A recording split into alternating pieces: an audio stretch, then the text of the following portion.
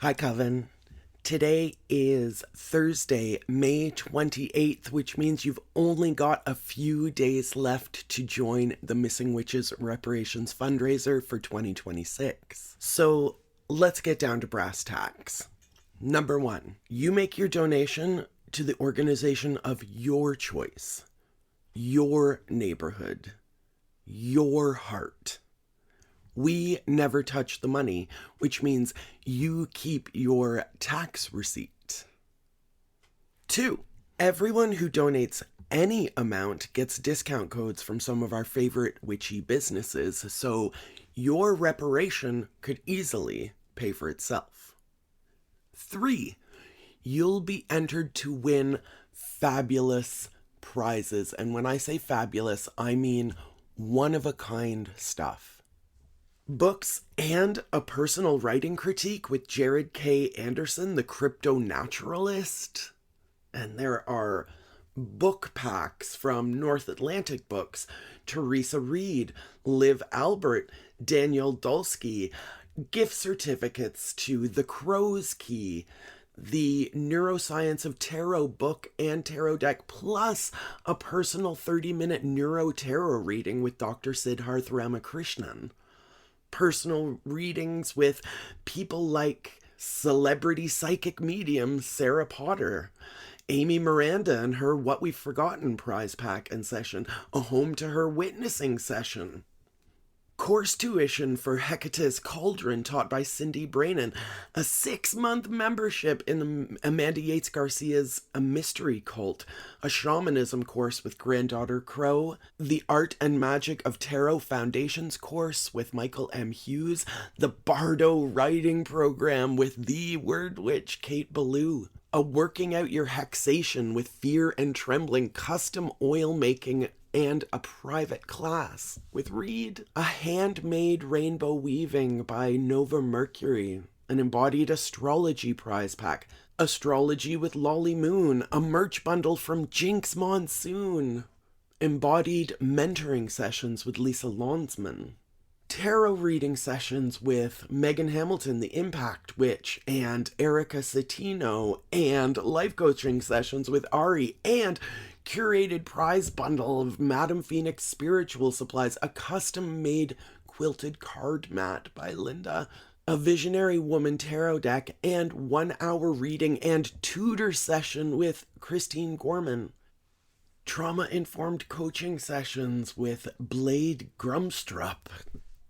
There are more than $6,000 worth of prizes available to be won.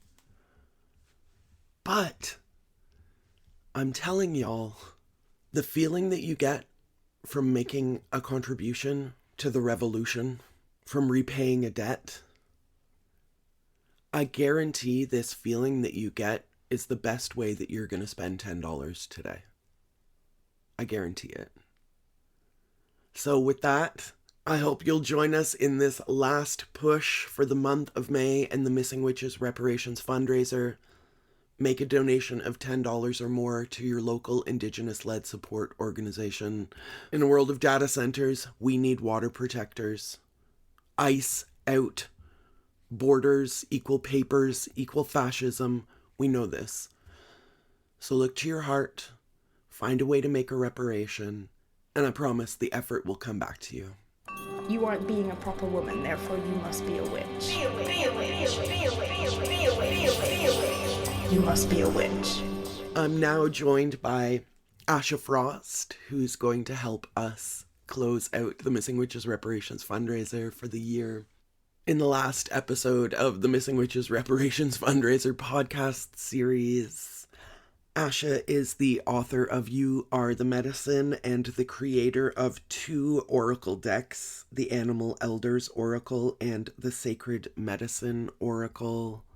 She's got a new book coming out this winter called Inner Winter. And Asha hopes you'll support Moontime Connections, a national Indigenous-led period equity group. Go to truenorthaid.ca. And for everything you need to know about the Missing Witches Reparations fundraiser, go to missingwitches.com/reparation. Thank you so much for being here with me today, Asha. I know Oh, that you are a busy woman out there doing the good work, so I really appreciate you taking some time to sit down with me. it's How are you? it's always What's a gift up? being here with you. I'm well. Thank you so much for having me. Yes, you are the medicine, and every time we have a conversation, it feels like that you are a medicine woman. Hmm. I mean, but also like you are a medicine woman. You are out there delivering keynote addresses and your Instagram content, and all of it just feels like a nervous system calming. And I really appreciate that you exist in the world. That is kind. Thank you.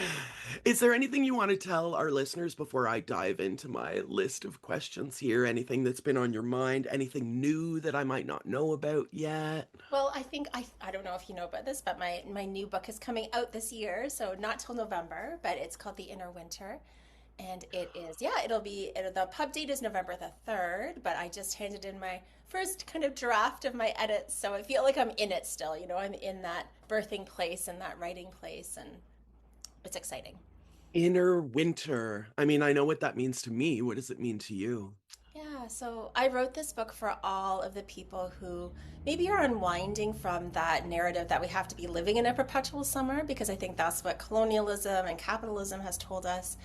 So people who live in bodies who suffer with maybe a chronic illness or disability, or perhaps are neurodivergent or sensitive, and they just see the world in a different way and they have a different way of moving in the world. So that's really what it's for. But it's really a personal story. I've been wanting to write this for my whole life because I've walked with lupus for most of my life.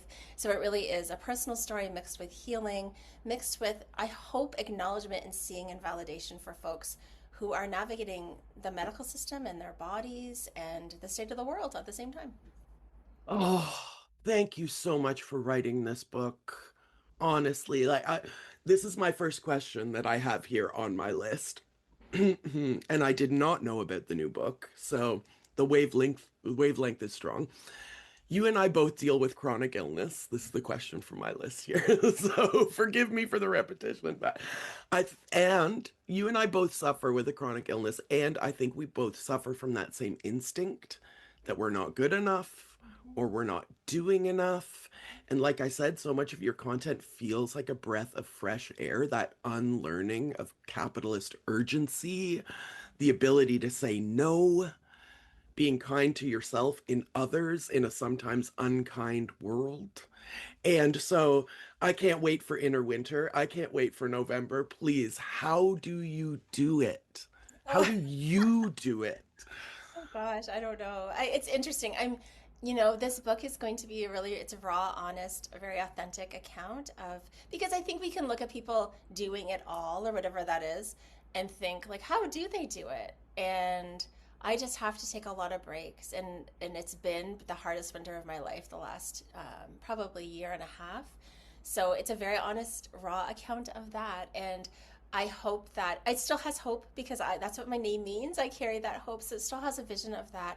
But it's not the kind of book where it's like, this is going to heal you. You're going to be healed by the end of it, or whatever that means, or cured by the end of it, because that's just really not the reality for many of us who are also inundated by all of these wellness tips and cleanses and protocols and all of these things that are going to make you well.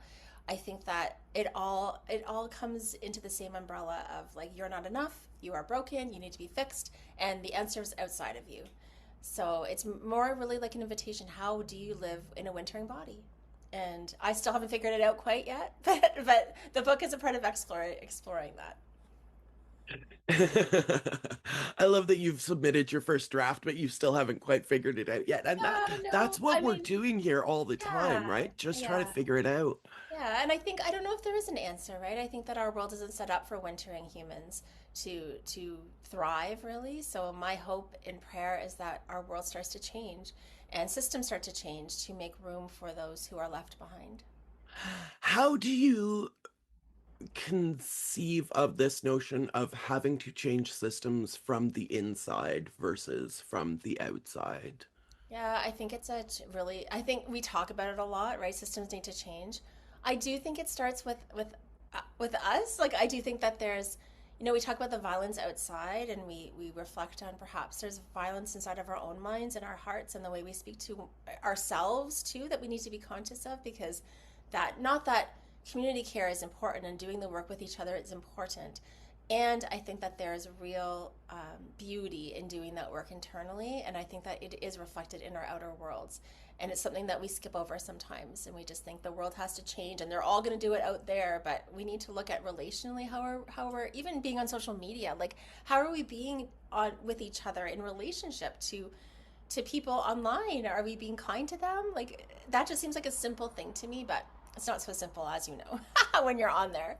It's true, but I have found more and more, I'm a woman of a certain age, and I have found more and more that the kinder I am to myself, the more kindly I treat people. I really believe that like it starts with um and we kind of balk at these words like healing because again, like maybe it's possible there's nothing wrong with me, Yeah, you yeah. know Well, but I really do believe that if we are kind to ourselves, if we release the judgment of our inner critic on ourselves, that opens up this almost a floodgate of allowing us to look at other people and have that same compassion, I right? think that's true. I was thinking about that because you said a woman of a certain age. I was thinking about with regards to aging, right? Because I think in our generation, well, I don't know how old you are, but it's like there's so much pressure to get the Botox. There's nothing wrong with that, all those things. But I was thinking, goodness, as I start to love my own wrinkles and lines and smile lines and all of these things,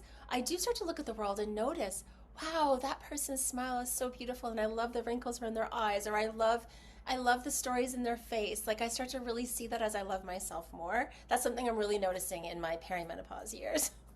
Yeah, and like speaking of anti-capitalist, like to reframe a laugh line as something that we don't want to have on our faces is wild to me, right? Like why would we not want I remember I grew up in the church and there was this couple and they like led the youth group and that kind of thing and they were lovely, lovely, lovely people and just like an abundance of joy. And I remember being young and seeing those like deep, deep crow's feet at the side of their eyes. And they were probably 10, even 20 years younger than I am now. But I remember being a kid and thinking to myself, those are joy lines. Those are laugh lines that like they have evidence on their faces that they are living a joyful life. Why would I ever want to like rob myself of that? I'm there right now too, Oh definitely. yeah, but we're still working through it, right? I Yes, still yeah. look in the mirror. I my hair is gray as a political statement. Um, but I still look in the mirror and think, "Oh, listeners, I'm kind of pulling on my face right now." That kind of like, "Oh, this line and that line," but I would love to just be able to exist in the world, Yes, old, yes, sick, yes. without the weight and pressure of I have to achieve more and more and more, and I have to be a stunningly beautiful model while I do it, or my work doesn't count for anything. Sorry, tangent, tangent, tangent.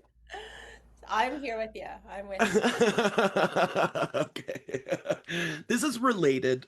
Um, I pulled out your Animal Elders Oracle deck before we jumped on this call today and pulled a card at random. I wanted to know what the universe or whatever spirit lives inside your deck wanted us to talk about today. And it's so funny because it really is. I pulled Elder Hummingbird, Oh, Remember the Magic. And listeners, I'll put a photo of this card in the show notes for this episode. But the message of Elder Hummingbird is remember the magic. I'm going to read a little bit real quick. Elder Hummingbird speaks. Invoke my spirit when you have forgotten the magic of life, for I can fly in all directions and gather it from the past, present, and future. I flutter before you and expand your heart to remind you of your inherent worthiness to receive sweetness. I carry an incredible ability to remember the flowers that have nourished me, and I bring this memory medicine to you. I shall help you recall the sparkle in your eyes and hope in your spirit that you once held. Magic abounds. Oh, talk to me about remembering the magic. How do you remember the magic other than conjuring hummingbird? I needed that today, actually. Sometimes I Yeah. hear my own words read back to me and I think, oh, that's so, I needed that. Yeah, and speaking about and relating it to the inner winter, I think I tend to be a fairly positive, optimistic person. And in this really hard period, it was hard to find the magic. It was hard to find the hopeful moments. It was hard. It was even like a long winter, like seasonally this year. So even that was like extra cold, extra snowy. Today's a beautiful day. There is buds on the trees. And even that, the earth reminds you there is magic everywhere. But I was in a state where it was hard to find it. So sometimes when that happens, I will draw cards. Those are really good ways to do it. I was in a state where I couldn't walk. I'm immobile most of the winter, and that was really hard because I couldn't be on the land. I mean, I could sit outside if I wanted to, but actually walking with the land was something that I really missed. So I think that it is a practice to find the magic. It is a gift to be able to see it every day, and it's something that I think we can lose sight of sometimes when we're going through a really hard time. So, the ways that I probably did it throughout this really deep wintering season were things like pulling cards, maybe sitting in quiet, having a bath, having a salt bath. But again, I did really find it hard to find it. So I think the hummingbird is a good message for me. As today I found the magic, it's back, and I think it's also okay to say that there's seasons sometimes where you can't find it, and there's nothing wrong with you. I think that sometimes that's part of that seasonality, and it's just a season because it's going to come back. So that's perhaps part of the message and the wisdom of that is the magic will come back one day, just like today. I feel that very strongly today. Tell me, like, for the sake of our listeners who want to find the magic but don't know what it looks like, Hmm. what is the magic, first of all, and how do you recognize it when you see it? Yeah, I think everybody would define that differently. For me, it feels like a sense of contentment and ease. It's a very internal feeling. I think that I could see magical things all around, or maybe even a sense of gratitude, right? And not take it in or not notice it. It could be passing right by me. So it's presence, it's a sense of contentment. And you're talking about like this whole, like, we got to do more and we're not doing enough. I finally got to a place, and again, I've mentioned perimenopause once, but I think there's something evolving in me where I think this is enough. I have done enough. I am enough. Like, I'm coming to this place where I'm like, this is enough. And I can see even the magic in that. So I think it's like being open to seeing the maybe the beauty in the small things and being present with the small things. Um, yeah. And I think for me, it's a feel, but I think everybody would define that differently. Like, how does that feel to you? What does magic feel like to you? For me, it's like breath, spaciousness, presence, and ease. There's something in that where it feels like I'm noticing today in particular. I'm just looking outside. Like I have a tree that has the smallest little green buds on it, and they just popped out today. That to me is magical. Like, how does that even happen? So to me, creation shows us magic every single day. But do we get quiet enough to notice it? Yes, I think that that's a big one. Actually listening, not just watching for the magic, but being quiet and listening for it. And there's like this very strong, again, this anti-capitalist thread when you said the word enough. I feel like because we under late stage capitalism, we can't have enough. Mm-hmm. There's no such thing as enough. There's only more. And maybe I eat a meal and I can sense that I'm full, those hormones or whatever's going in my brain that send the message to me. But with money, there is no such mechanism in our bodies. It has to be more. With achievements, there is no such mechanism. It always has to be more. It always has to be more, more, more, more. So, how do we know when we've had enough? And that can be both sides. I have enough, and I have fucking had enough. Enough is enough.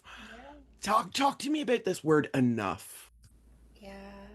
I think that you know what I've noticed in going through this inner winter? I haven't shared this yet, but what I noticed is that my inner critic got so much quieter, and I never thought that I would ever hear her be so quiet.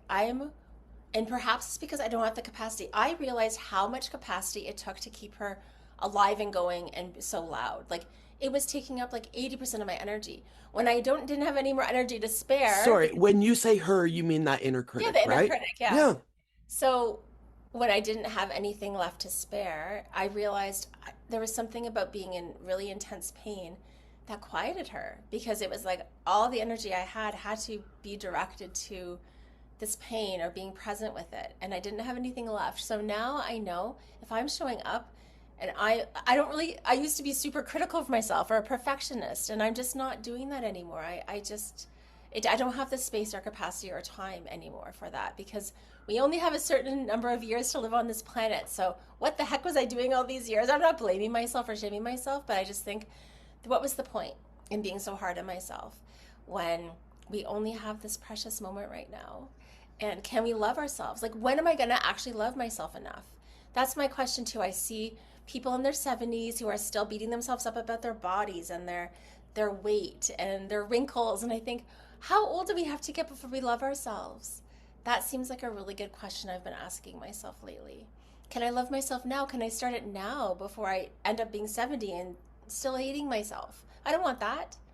So I think there's an enoughness in just knowing your worthiness right now. It's because you exist on this planet. So something has happened in this writing of this book, and maybe just age, I don't know. But I definitely feel more enough than I ever have. Oh, I'm so happy because the more enough you feel, the more you will deliver unto us, your loving audience. Because we can't, when we are in that place, like we can't fill other people's cups if we have nothing. But you create so many things. I recently downloaded your meditation, finding power animal or animal power, and it was so beautiful. Can you talk about why you created and released this? Listeners, it's free. I'll put the link in the show notes, of course. But talk to me about this, like the seeking of the power animal or animal That was the power. creation. It was the creation animal spirit. Was it from the one in my deck? Yeah. Is that the one? I have a It lot of meditations. But Yeah, that it was a recent pop-up on your website with I mean I Okay, have so it's probably the oh creation God. animal spirit. So that one was in particular, I Yes, put that, yes. yes, So that yes, one was yes. like what animal spirit came in with you in the womb, with your creation. Like I really truly have this vision of us coming with a creation story. So creator envisioned us, dreamed us into being, our ancestors are behind us, and then we have this medicine that's planted, right? And I just felt like an animal came in with us at that time. It might not be the animal that's with you now, or it might be, to me, it's an animal that's kind of woven throughout your life. So you might go through a healing session or cycle, and then all of a sudden you're like, oh, I thought I healed that already. And that animal will pop up again. So it's one of those ones that is one of those healing things that walks with you your whole life. I really feel that with the animal totems, that that's the way it happens. Different ones come in and out of your life at different times when you need different reminders, but I do think that we come in with one. So that particular meditation has that. What is that animal? For me, it's the deer, because the deer has always reminded me of being compassionate, being softer, sending love to that inner critic, even leadership. Like there's a part of leadership, like how do you lead with that softness still? How do you hold strength and softness at the same time? That's people's reflection of my work is all the time. It's like, it's so powerful yet so gentle. And I think that's what deer is, powerful yet gentle. And I always wondered for the longest time, how do I hold all of those things? Like how can you hold powerful and gentle? But now I've claimed it. Yeah, I do. And I am that. And I just recently we talked about my grandmother just passed on to the spirit world a couple of weeks ago. And my uncle was speaking at the funeral and was sharing how that side of the family was deer clan. And I'd heard whispers of that. Typically we take on our mother's clan. So that was my grandfather's clan, was the crane clan. So this is my grandmother's clan. And when he said that, I thought, oh my goodness, that makes so much sense why deer has spoken to me so deeply throughout my lifetime, because it's actually one of my clans. So I thought that was really interesting and really cool. And tell me more. Um, I remember you once told me we were talking about appropriation, extraction, all of those keywords. You told me if I hide these teachings, then the colonizer wins. Mm, yeah. Can you sort of re-expand on that? I know a lot of people um, hesitate to use the term spirit animal and have switched to power animal or animal spirit or animal power. Um, so talk to me about sharing these teachings. Talk to me about how you negotiate and navigate extraction when you're making your work.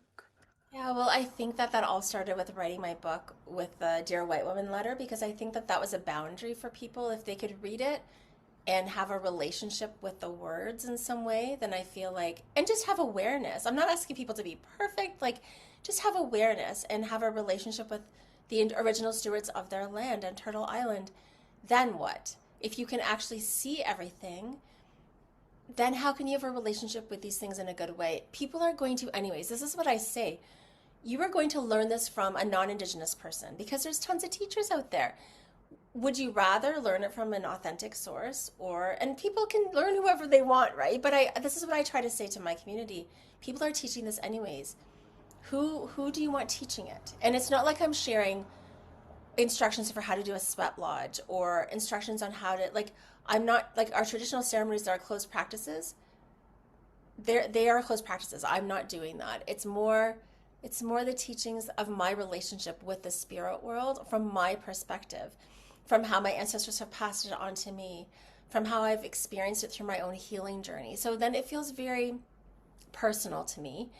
And then if people have read the letter, I do think my deck gives people the opportunity to engage in these teachings in a good way, in a respectful way, with reverence. Everybody who's ever used my deck and shared it back with me, I feel that from their hearts. I can truly say that 1,000%, that they do it with respect and reverence, and they do it with honoring Indigenous people from across Turtle Island. I know this to be true, so it's kind of worked out. but but there are people in the Indigenous community that are not happy with how I share it and what I share. And I also don't think that they've read my book. And I also don't think that they know my heart. And I also don't think that they know me truly. And that's something I've had to get to because I have been terrified for years about, I've gotten called out, I've gotten canceled by people in the Indigenous community. That's been really hurtful. That's been really hard for me to navigate. And I'm finally come to a place where I'm like, have you actually looked into what I'm trying to do here? Have you actually read my book in the letter? Have you actually seen that as a person from the Crane Clan, I'm trying to bring our communities together to understand one another so there can be truth and reconciliation? And if you have, and you still want to criticize me, sure, fine, I'll take that. But if you haven't, please look into what I'm really trying to do here, because we can keep everything hidden and we can keep everything close by, and I understand the need to do that. And I think if we do that, that's exactly what the colonizer wanted. They wanted to bury us. So by burying us, they bury our teachings, they bury our medicine, and then we just keep them hidden. And then we can't share it. And for me, the sharing helps with the relationship. The sharing helps with the reciprocity. The sharing helps with our grandfather teachings in the world. That's what the sharing does for me. And I might be wrong, but that's how I see it. Well, we know obviously, First Nations cultures talk a lot about storytelling as a healing practice, but it's certainly not the exclusive realm of Indigenous people. Every culture tells their story and hears other stories as a way of making medicine for each other, right? Um, I don't want the colonizer to win. So tell me, other than buying your book that's your next book, Inner Winter, that's coming out in November, using your decks, tell me how else can we make sure the colonizer doesn't win? Oh, there's so many things. I think from an Indigenous perspective, there's so many opportunities to learn and to become an ally or an accomplice or however you want to say that and build a relationship. I think it's really important, when people say, how do I not appropriate? How do I appreciate? Learn the land you're on, the territory you're on. Speak it often. Speak to the spirit of the land. It's so important. when you're using medicines, ask, where you're buying them from. Be mindful of that. So this is very specific to, I guess, cultural appropriation. And yeah, I love Indigenous literature. I think that's such a beautiful way of honoring our medicine and honoring the land. There's so many incredible Indigenous writers, and start to look and see, who am I learning from? Where do they get their teachings from? Are they honoring the land even? So many places I go in and the land's not even acknowledged. And I think this is so important. This is like 101, How are you not even acknowledging the land when you're in this space? So start to look through the lens of these things, because what I've noticed over the years is, what's been hard is like our teachings have been extracted and taken, and then those people have arisen, and Indigenous voices and visibility have not.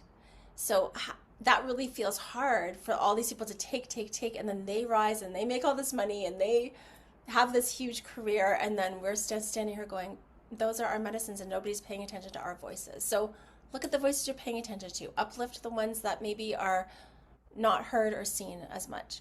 Those are some tips that I think that are really important to me.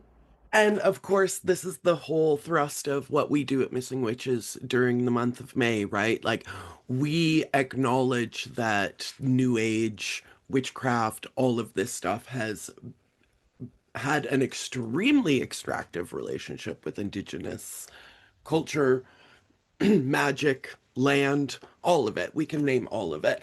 So, of course, we spend the month of May here lifting voices of Indigenous authors and creators like yourself, activists, thinkers, philosophers, reading their books, boosting their profiles, but maybe more importantly, encouraging people to put witches specifically to put your money where your mouth is. We say all the time, it's become a bit of a catchphrase around here, like, it's not a gift, it's a debt. So what we're trying to do here is to repay the debt, firstly, because we're working 7 generations back and forward, right?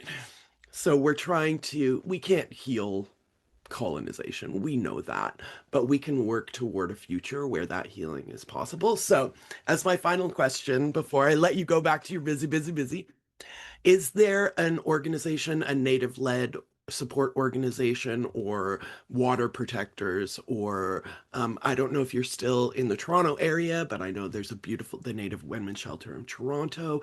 Is there an organization that you would love to see our listeners backing during this reparations fundraiser?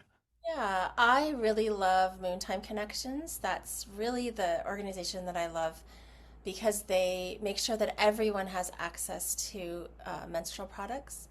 And if you've ever traveled up north, it's really hard to get menstrual products, and they're so expensive.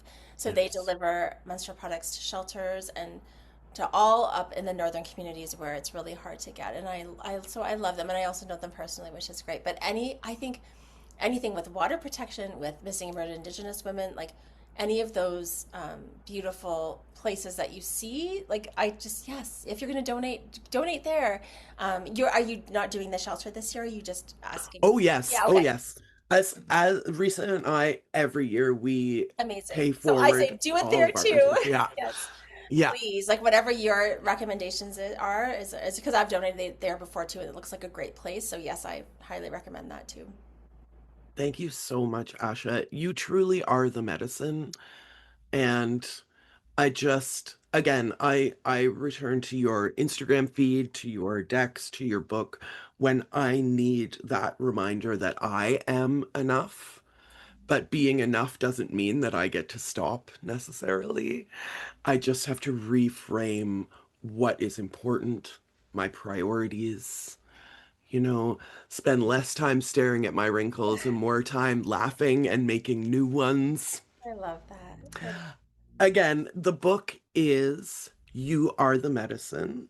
The decks are the Animal Elders Oracle and the Sacred Medicine Oracle. And in November, Inner Winter. Your new book is coming out in November, Inner Winter. So I hope you'll come back I when your will. book comes out Absolutely. and we'll get ready for an Inner Winter. I love that. Absolutely. Thank you so much for having me. Thank you, Asha, and blessed fucking be. Oh.